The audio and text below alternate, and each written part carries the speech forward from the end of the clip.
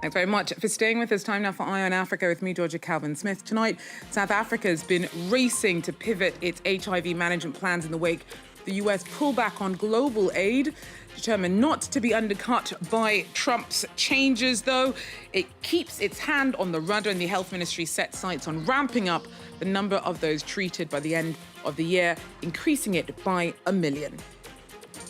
Also, globally, tobacco use is falling, but the season's auction starts in Zimbabwe. Africa's largest producer of the leaf hopes to see sales climb this year, topping the billions raked in from 2024. And a gathering storm. A new report sheds light on the wide-ranging fallout from the effects of climate change, disrupting every aspect of young women's lives across the Sahel.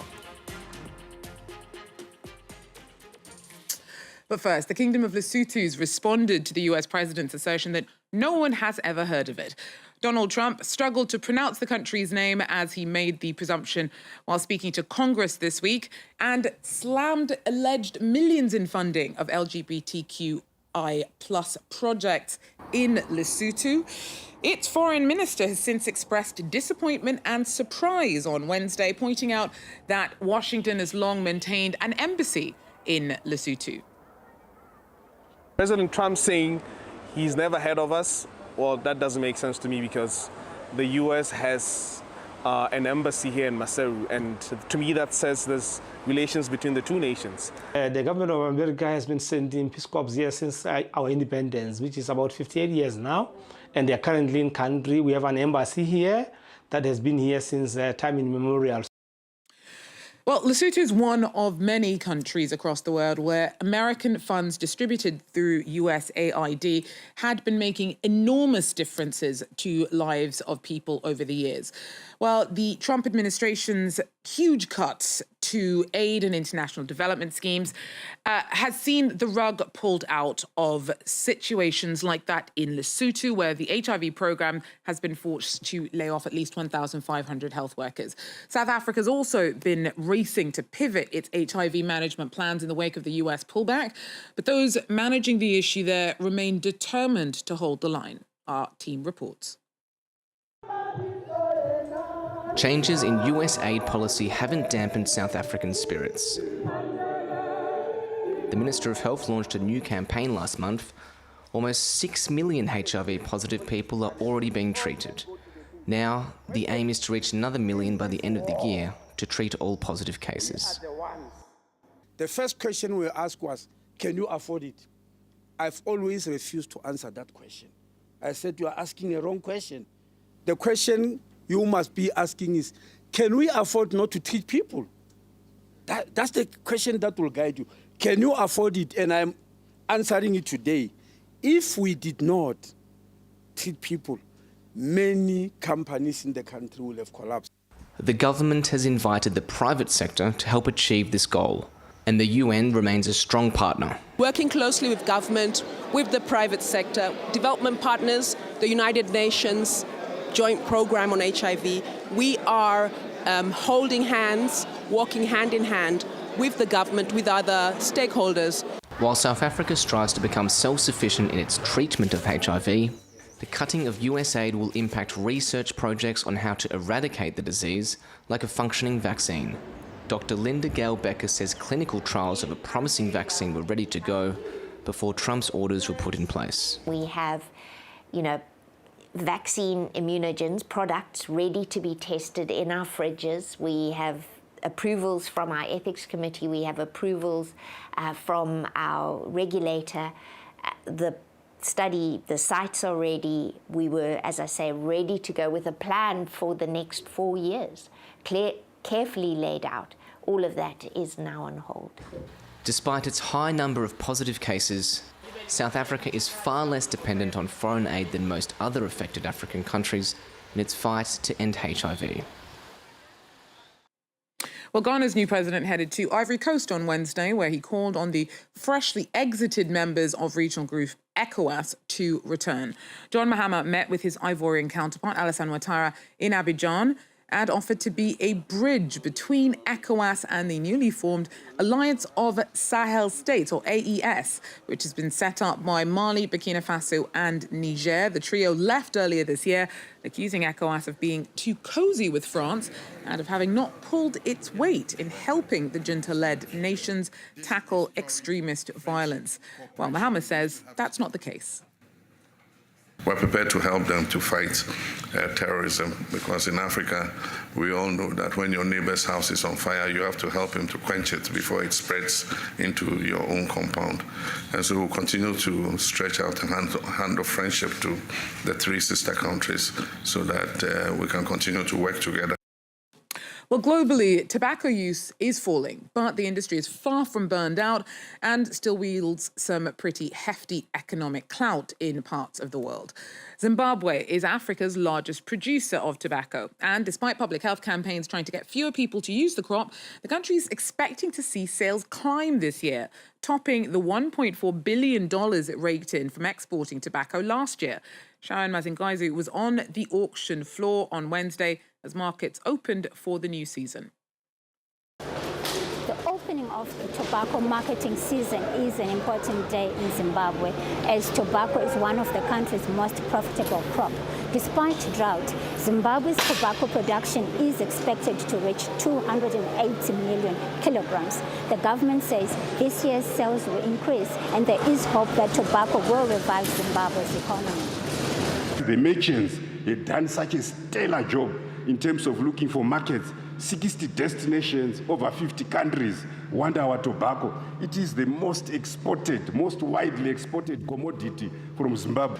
The first bale of tobacco in this marketing season sold for $4.99 per kilogram. Last year's opening price was $4.92. About 85% of Zimbabwe's tobacco is produced by small-scale farmers, and some of those farmers are women. I have been a tobacco farmer for 16 years. I hope my tobacco will sell at a good price so that I'll be able to have money to look after my family, send my children to school, put food on the table and be able to go back to the fields. Tobacco is Zimbabwe's second largest foreign currency earner after gold, and China is one of the top buyers of the country's tobacco. Sharon Mazingai there for us. Now, across the Sahel, wide-ranging fallout from the effects of climate change are disrupting every aspect of young women's lives. In a new report, researchers from NGO Plan International spoke to 1,000 girls and women across 10 countries to get an insight into how their day-to-day and their futures have been reshaped. The region is one of the most climate impacted in the world, and the studies highlighted the particular precarity and dangers that women face amongst instability linked to environmental changes.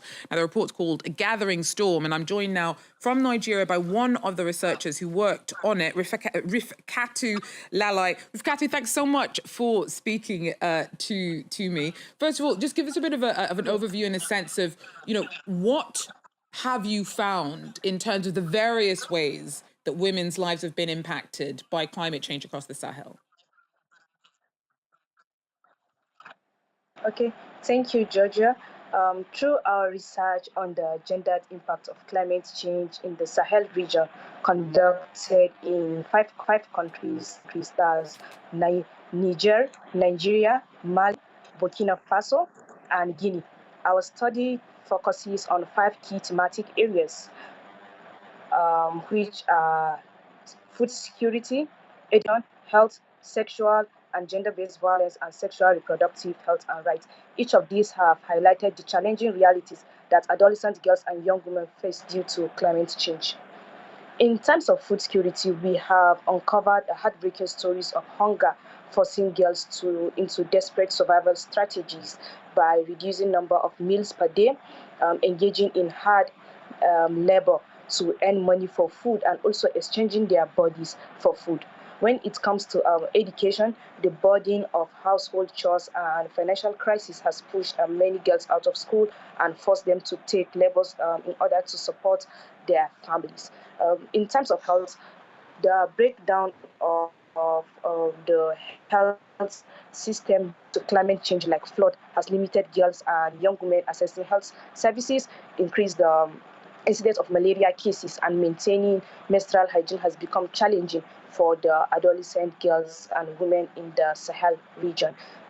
This disruption brought about by climate change, such as displacement, poverty, has led a lot of gender exploitations, gender-based violence.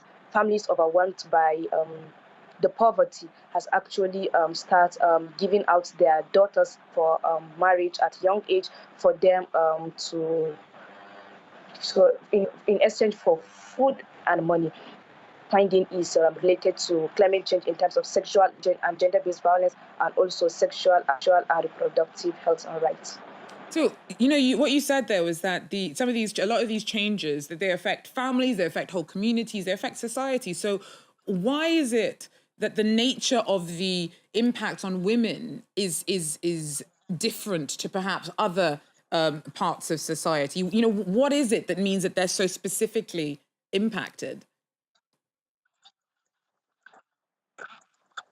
Okay, so while this climate change affects the communities, the impact on women and girls is severe due to gender roles and inequalities. Women and girls are most vulnerable during crisis or impact of climate change because girls and women are seen as the primary caregivers and food providers in many households.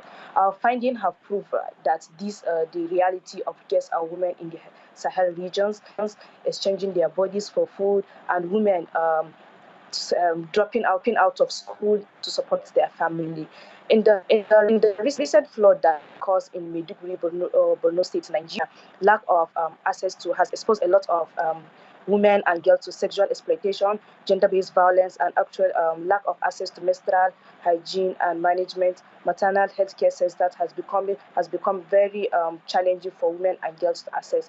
So the climate change doesn't just affect the community, but increase the existing gender inequalities, with girls and women paying the highest price.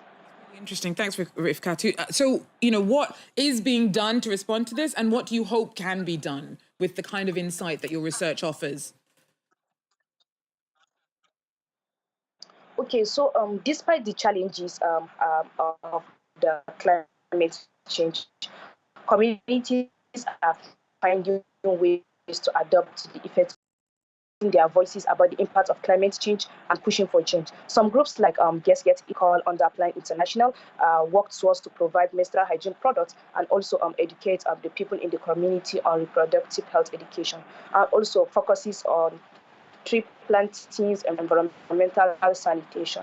And also the young girls and the women in the communities engage in those activities to reduce the effects of climate change. As a researcher, this research has given us, the young researchers, the tools to amplify the voices of girls and women in the community for real solution. It's not just about documenting the crisis, it's about demanding for action. And I hope that this finding will influence policymakers, NGOs, and international organizations to invest in solutions that prioritize adolescent girls and young women. If we don't act now, we risk losing an entire generation to devastating climate change. As a young researcher, these are not just statistics, they are real lives, real pain, and real struggles. Thank you. I think that I think maybe the line is was a little unstable, so you didn't hear me there. But I just wanted to say, thank you so much for your work. We could really hear the passion in your passion for the subject that you've worked on, and thanks very much for making the time to speak to me. Well, finally, as Catholics worldwide mark the beginning of Lent on Ash Wednesday, worshippers across Nigeria offered prayers for the health of Pope Francis. The 88-year-old pontiff's been in hospital for 20 days with pneumonia, and at a special mass in Lagos, some of the congregation drew parallels between the marking of Ash Wednesday by placing ashes on their forehead and their concerns for the Pope. Well, that, though, is all we have time for Eye on Africa. Thanks for joining us, though, and do so again if you can. Till then, take care.